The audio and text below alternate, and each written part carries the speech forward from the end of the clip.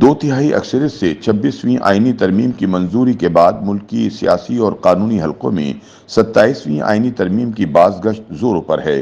حکومتی حلقوں کی جانب سے جہاں 26ویں آئینی ترمیم میں رہ جانے والے نکات کی 27ویں آئینی ترمیم کے ذریعے منظوری کا عندیہ دیا جا رہا ہے، وہیں دوسری جانب سربراہ جے یو آئی مولانا فضل الرحمان اور تحریک انصاف کی جانب سے 27ویں آئینی ترمیم کی سخت مخالفت اور احتجاج کے دعوے کیے جا رہے ہیں۔ مبصرین کے مطابق حکومت پہلے پہل سپریم کورٹ کے ججز کی تعداد 23 کرنے کے حوالے سے قانون سازی کرنے کے لیے کوشاں ہے اور توقع کی جا رہی ہے کہ رواں ہفتے کے آخر تک حکومت اس حوالے سے قانون سازی کرنے میں کامیاب ہو جائے گی۔ ان کا مزید کہنا ہے کہ حکومت کسی بھی سیاسی انتشار سے بچنے کے لیے اس وقت تک 27ویں آئینی ترمیم کو منظوری کے لیے پارلیمنٹ میں پیش نہیں کرے گی جب تک اسے آئینی ترمیم کی منظوری کا 100% یقین نہ ہو۔ حکومت اس حوالے سے اپنا پیپر ورک مکمل کر رہی ہے۔ جیسے ہی حکومت نمبر گیم پوری کر لے گی اسی وقت 27ویں آئینی ترمیم پارلیمنٹ میں پیش کر دی جائے گی۔ واضح رہے کہ 27ویں آئینی ترمیم کی خبر سب سے پہلے سینئر صحافی انصار عباسی نے دی تھی۔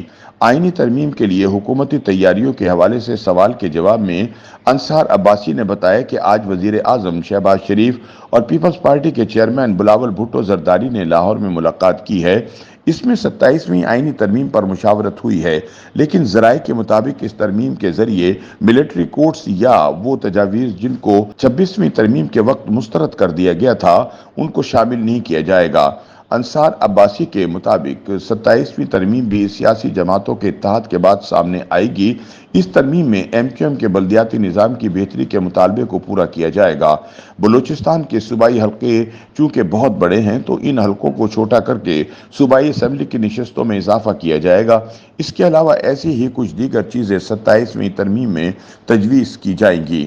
دوسری جانب پاکستان بار کونسل کی ایگزیکٹو کمیٹی کے سربراہ حسن رضا پاشا کے مطابق اس وقت تک تو صرف میڈیا پر قیاس آرائیاں جاری ہیں کہ 27ویں آئینی ترمیم آ رہی ہے، لیکن کوئی اس کے خد و خال بیان نہیں کیے جا رہے۔ کوئی کہہ رہا ہے کہ 27ویں ترمیم کے ذریعے 26ویں ترمیم میں جو چند خامیاں رہ گئی ہیں ان کو دور کیا جائے گا، تو دوسری جانب کوئی کہہ رہا ہے کہ 27ویں ترمیم کے ذریعے ملٹری کورٹس کا قیام ہونے والا ہے۔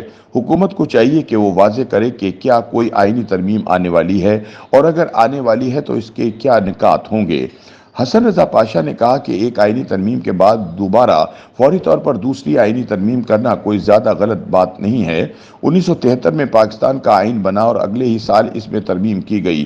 اگر یہ ترمیم کسی قانونی سقم کو دور کرنے کے لیے کی جا رہی ہیں تو اس میں کوئی قدغن نہیں ہے۔ بعض دیگر قانونی ماہرین کے مطابق 26ویں آئینی ترمیم کے دو حصے تھے۔